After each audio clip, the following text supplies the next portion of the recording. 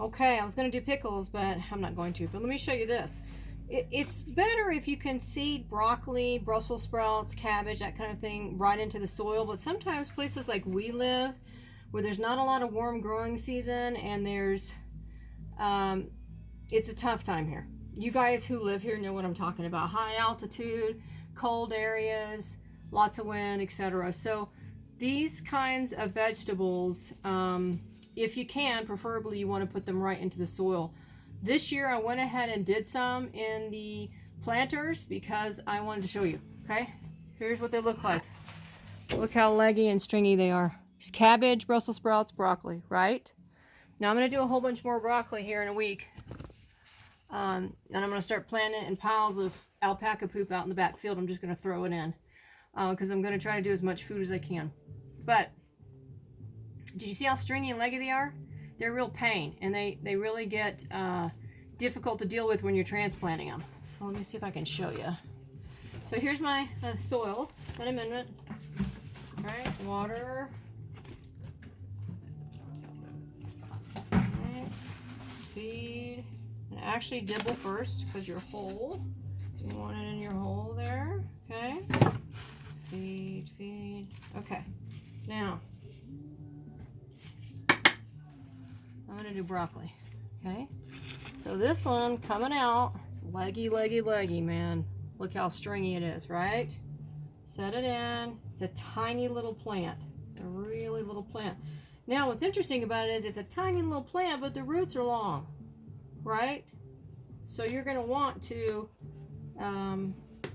get it in the soil heavily so that it stands upright. Okay. A little bit of water. Now, it's lopping over. See that? It's kind of leaning over like the water's just too much for me. These are the kind of plants that need fans a lot. They need that strength, okay? So I'm putting more soil around it to keep him upright and happy, okay? Because when you water him, you don't want him falling over. So if he's that weak, right? Okay, now, on this one, I'm going to water a little less than the other one because, again, it's super weak. See how it lopped over again? It needs the moisture, but you want to keep it upright. See what a pain this thing is? So, you know, if you're in a climate that you can seed right in and it's easy, then you should, right? Okay, here we go. See it? Barely there, tiny little plant, broccoli. Okay. All right, let's do a few more. Let's see. There's one that's a little stronger. You can tell just by looking at it, right? Still thin, but see that? See the wiggle's different, right? It's going to be a little heavier, a little healthier. Stick that in. Okay, I'm going to steal some soil from here. Make sure there's a lot around it supporting it. I'm going to throw a little more feed in this one. Okay. This is not an exact science, ever. Right? You find what's best comfortable for you. Things, if something goes wrong, then that's when you want to research and find out why. You want to figure that out. Be tenacious. It's okay. And there's no such thing as a green thumb. Okay? I tell you, when I got here, I killed my entire crop for the first 3 years. I cried. I lost like thousands of dollars. Okay, thinking I can just throw a seed in the ground and it's going to grow and it's all going to be good. It doesn't work that way. It takes time and a little bit of learning about the plant. And it's different for everyone in every area. So you can't just read something on Google and go, oh, okay. You have to try and figure it out. And what doesn't work one year, you keep being tenacious and you'll figure out what works in your area for you, your soil, etc., and your lifestyle. That's another one. Okay, oops. I did not mark this. Always mark every pot. I know in the past what I used to do, which was not funny, is I'd get too tired, too backed up, and I would just assume that all the pots I put together, I would remember that they were all this or all that. Yeah, it doesn't work that way. Label every pot. You'll be sorry later. Unless you're only growing one type of whatever it is, right? Then you can just see the plant and it looks just like the plant you got labeled, so you know what it is. Okay, broccoli, broccoli, broccoli. Do I have enough of that? Okay, one more. Okay.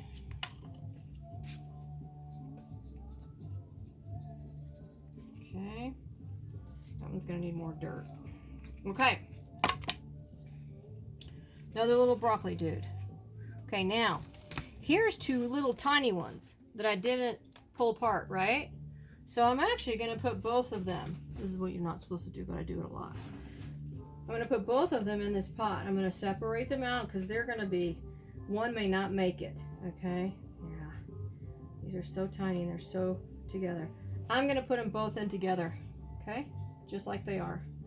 Now, if they survive, which they probably will, when they get bigger and tougher, then I'm going to separate them. And then they'll be in two different pots. But right now they're going to live together like happy little people.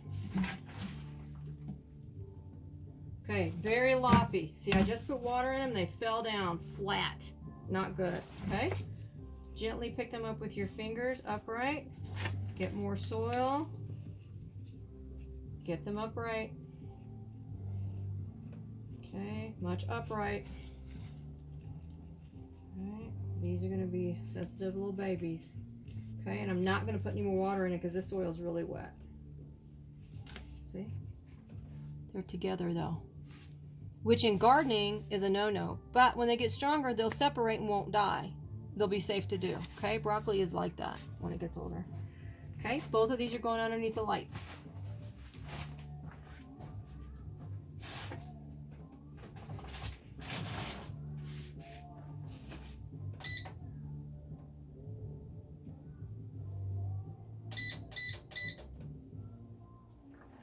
Okay, now I have a heater on in here because now that they're out of their dome and the heat mat is really low below them, they're not going to keep warm. So if we run the heater, then in the room the ambient temperature will be warm enough and they'll be okay, right? You gotta be careful.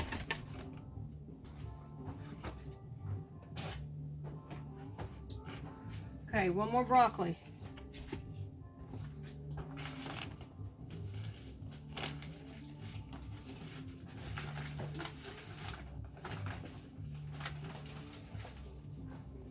So what I was saying about there's no such thing as a green thumb, the people who have success, it's because they spend the time finding out what goes wrong. Believe me, from the beginning, everything goes wrong. You'll learn by making mistakes. You don't know. How are you supposed to know? You're not born with the knowledge, right? So you figure it out.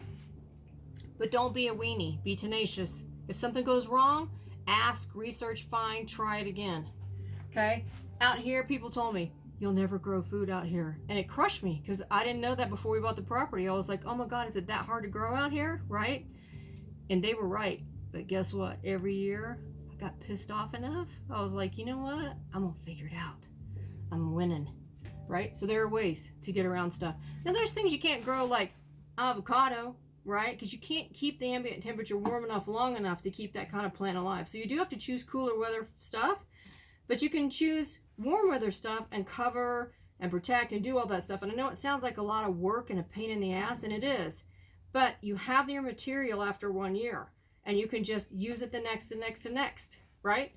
Build it, build your covers, do all that stuff. So every year, it's easy to just pull a cover, take a cover off. It's easy to control what you need done, and you have success. The goal is to have success with this, right? These little plants are like little people. Too. You want to, take care of them just as much as they take care of you. So figure it out.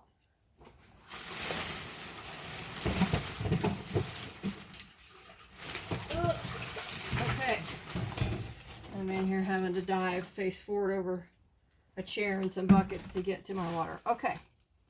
Water. Divot, feed. Okay. Here's another little broccoli plant that has two.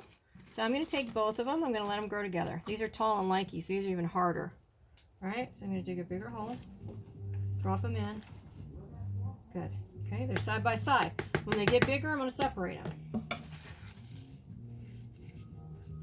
You don't want to do that with tomatoes, right? Some of these plants you can do that with, but the tomatoes you don't want to do that with. They get intertwined and it's not good. So try to not do that with tomatoes. I've even done it with peppers, and it works well for me, so. Okay, two little babies, side by side, they're rooted together, okay? To putting it under the light.